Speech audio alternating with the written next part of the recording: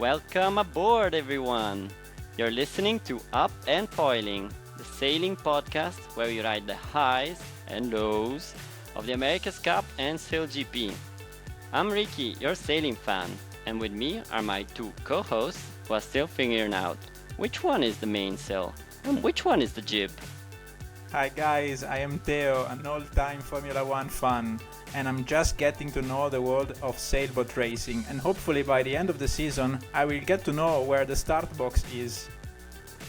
And hi guys, I'm Big House, passionate about sailing on big and slow cruising yachts, but still wondering why these fast boats are flying. And I'm loving so much these races.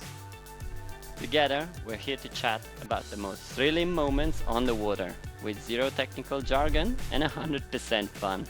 So let's get up and foiling! Alright.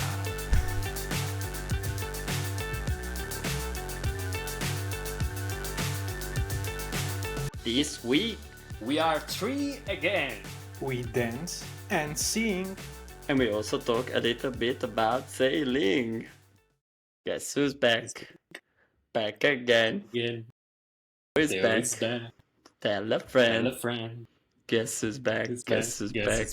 Guess who's Take back. it, Theo.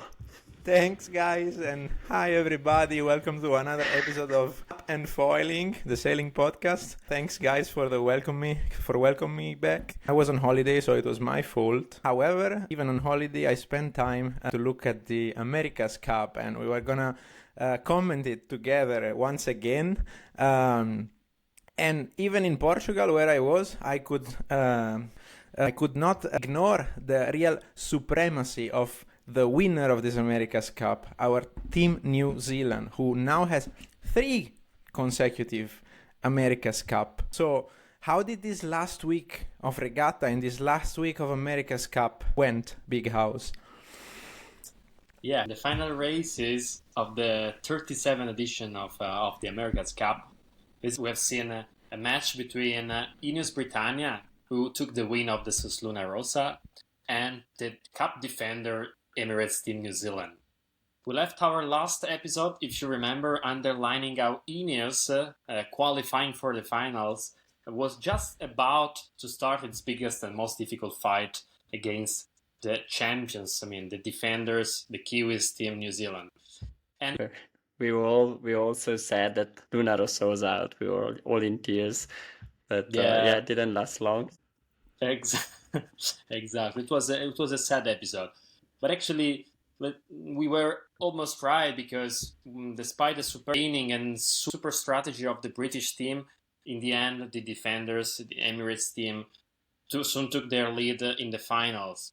They just gave a breath to INEOS during the race 5 and 6, where they basically took 2 wins, the only 2 wins during the finals, and it was more than 90 years that the British team was not winning in an America's Cup match. It was from 1934 that the British team was not winning, and basically they had a possibility to win these 2 races.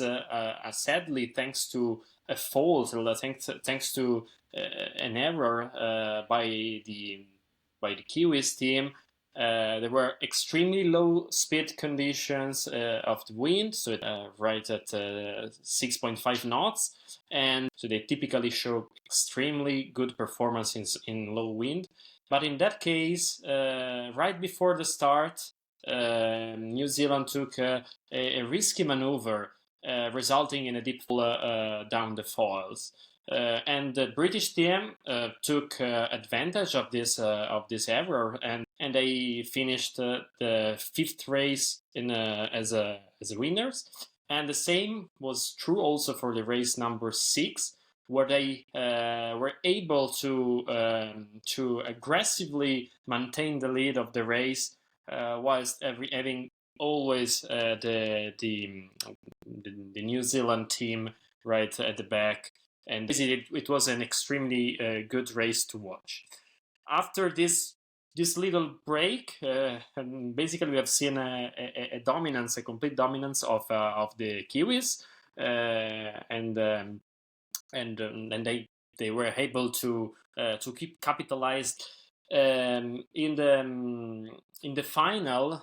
The supremacy of the New Zealand team extremely impressive. They were able to win with more than 37 seconds of advantage and more than 47 knots crossing the final the final gate.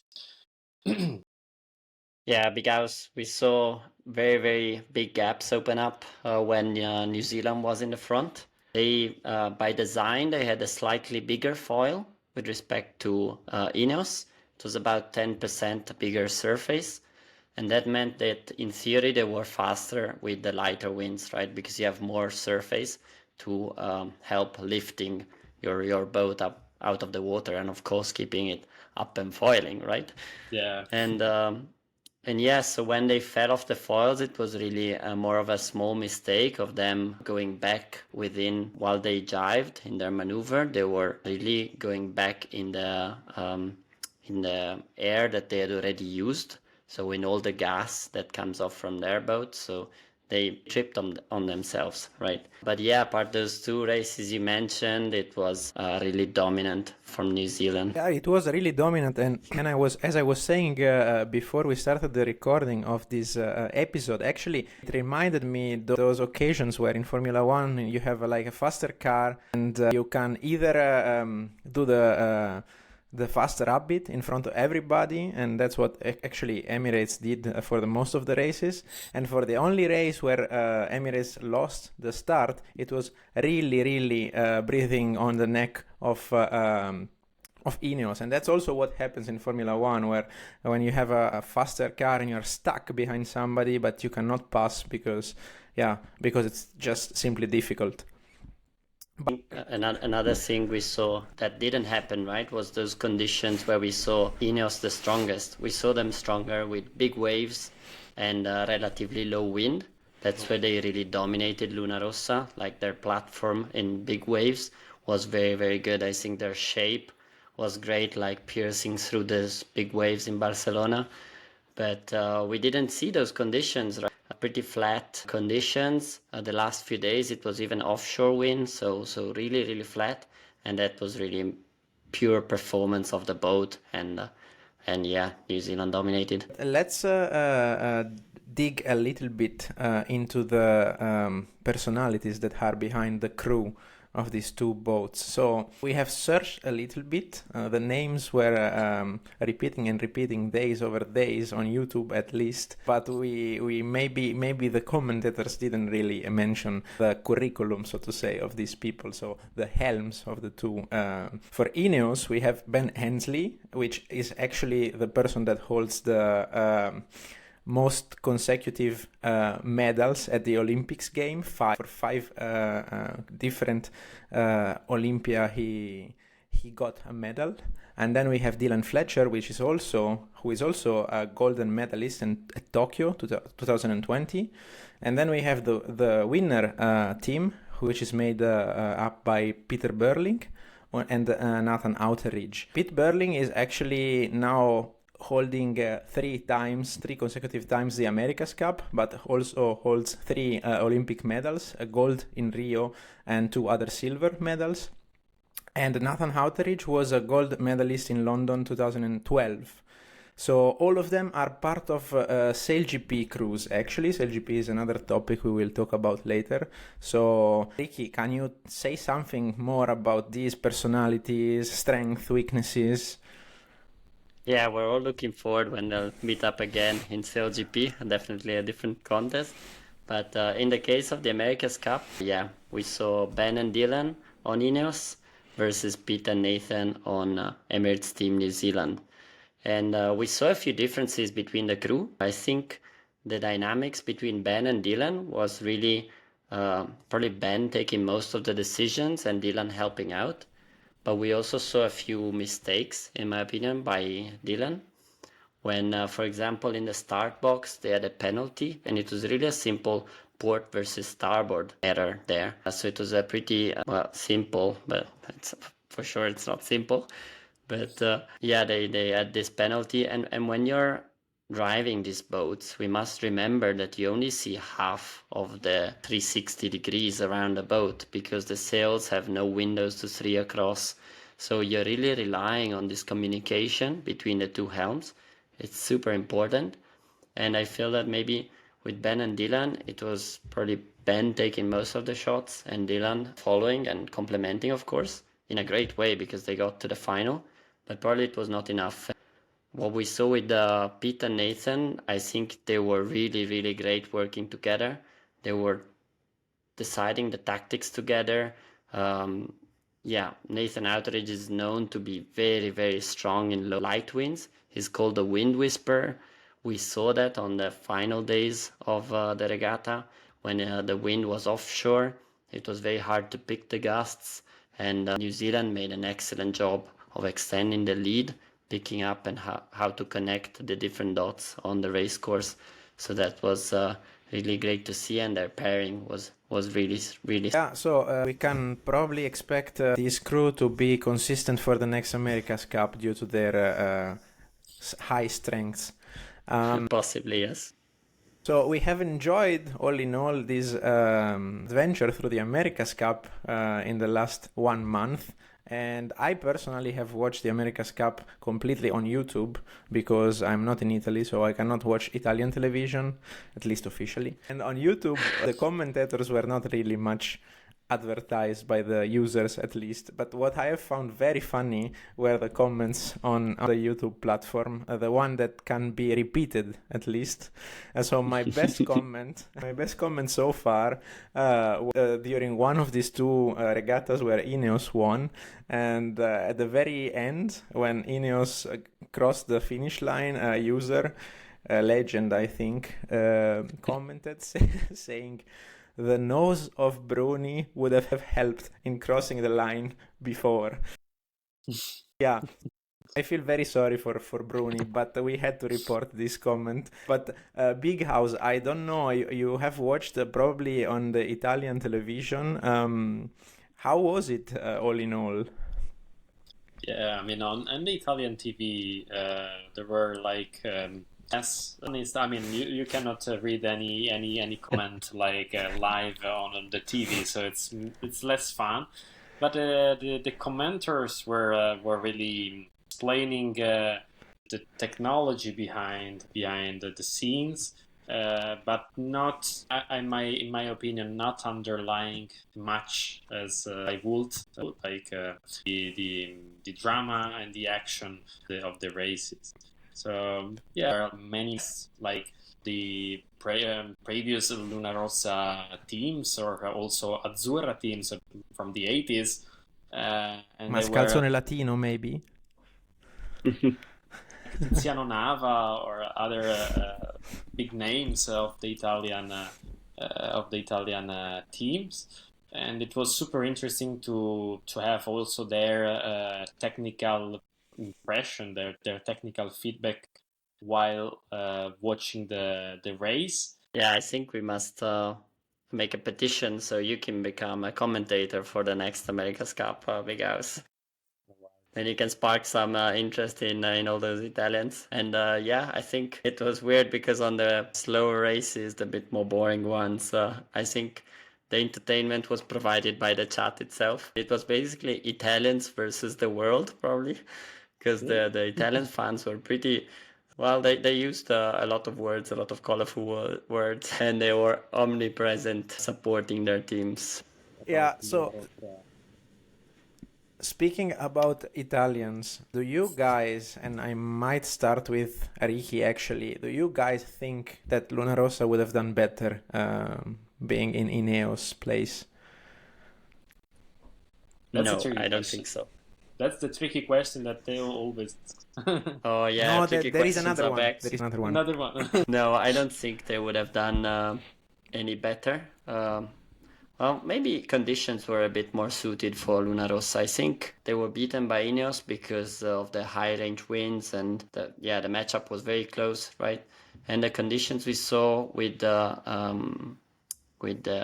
America's Cup final was maybe a bit more suited to Luna Rossa. We'll never know, but they would have lost in any case. I think the boat of New Zealand was too dominant also this time around. What do you think, Big House? Would we have seen joy for Luna Rossa beating Emirates Team New Zealand in a potential final, or would it have been tears once again for Luna Rossa being beaten by the defender? I think it could have been like even worse for us Italian to watch the final.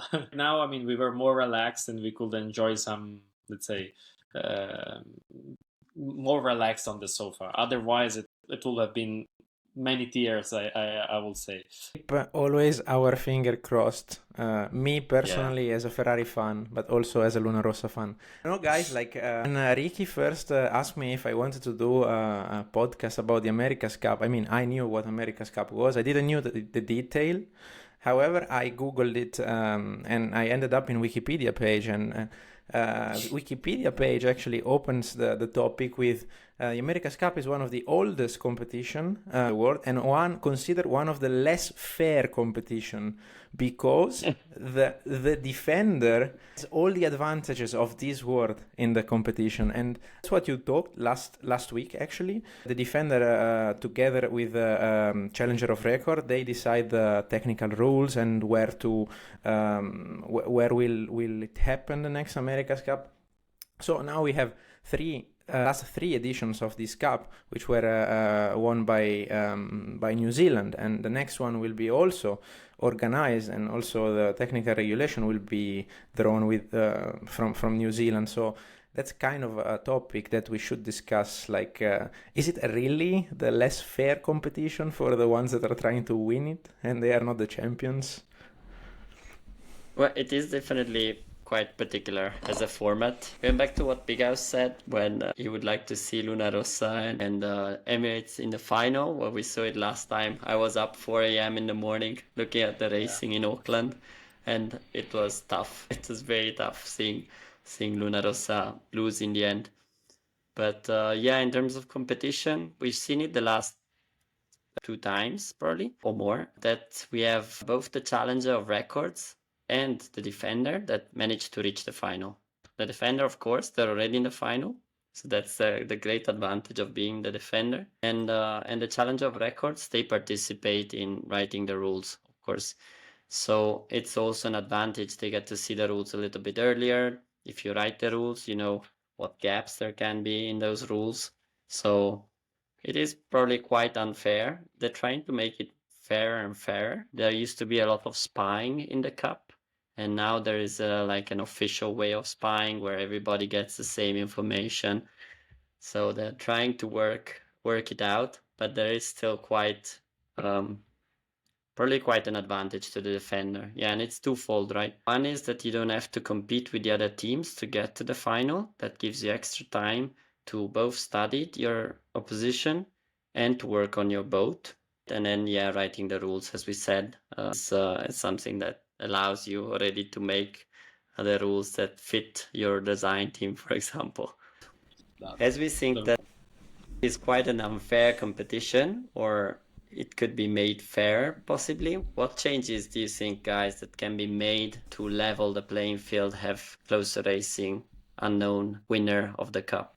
What I would improve if I was like part of the organization of the America's Cup is the fact that the defender needs to have freeze the design of the boat for the start of the World Cup. So like starting from the Louis Vuitton Cup, they should arrive with their own design and not being able to modify and constantly improve the design. Another possibility could be, for example, what Formula One does. Sorry, I'm a Formula One fan, so I translate everything to that word. To kind of like organize what FIA is for Formula One, so like a government body for America's Cup. I know it's kind of against the tradition, but it would kind of write the rules, not leaving the defender and the challenger of record all these advantages when it comes to technical regulations and so on. Another one that's often mentioned is one design boats. Is another one that will never happen for sure in America's Cup, I don't see it happen, but one design would mean in the end the better sailor and the better team that gets the best performance out of the boat would win. So all the boats are identical, but it's the way you sail them that makes the difference. This is what happens in SailGP. And going the same road of things that will never happen might be the idea to maybe change the regatta format and do like fleet racing. It's also something that happens in SailGP, and never seen a SailGP race, but soon I will get to. And I think everything is a little bit more chaotic. Maybe that means also more exciting to see. But I understand and I want to respect the fun of the America's Cup, and I know that this will never happen because tradition is tradition. Well, the first America's Cup was a fleet race, so it was all the British against that's good. an American boat, and the American took it home. So you never know, never say never. But I must say that the match racing format is something that's grown very traditional in the America's Cup. So, well, you never know. We may go back and see some fleet racing back, like in the group stages or in the preliminary events. They used to have quite a lot of fleet racing. So, well, you never know, but not for the final, right? The final is gonna be one-on-one, boxing it out to the finish line. It's fun fact time with our segment Sailing Salt. The fact you can sprinkle like salt in your sailing discussion. What is the origin of this trophy? The America's Cup, also known as the Old Mug, got its name after the yacht America, who won the first race around the Isle of Wight in 1851, defeating all the British fleet. The prize was this shiny silver ewer that the American crew took back to New York, of course. It later turned into this international trophy for sailing challenges, and since then it's become the oldest trophy in sport. And its nickname, Old Mug, reflects its age and prestige. In short, it's a 170-year-old piece of shiny bragging rights. Right.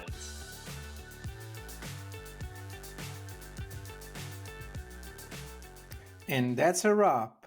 The America's Cup is done and dusted and heading once again to New Zealand. Will we ever see it back in Europe? What happened during the Women's and Youth America's Cup? Stay tuned for our next episode of Up and Foiling.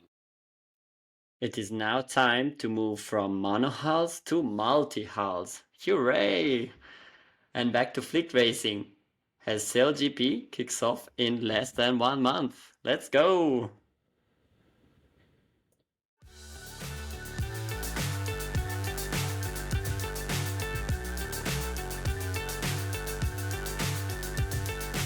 Remember to follow us on Spotify, Apple Podcast or YouTube, and please comment to let us know which topic you would like to be covered more in our podcast.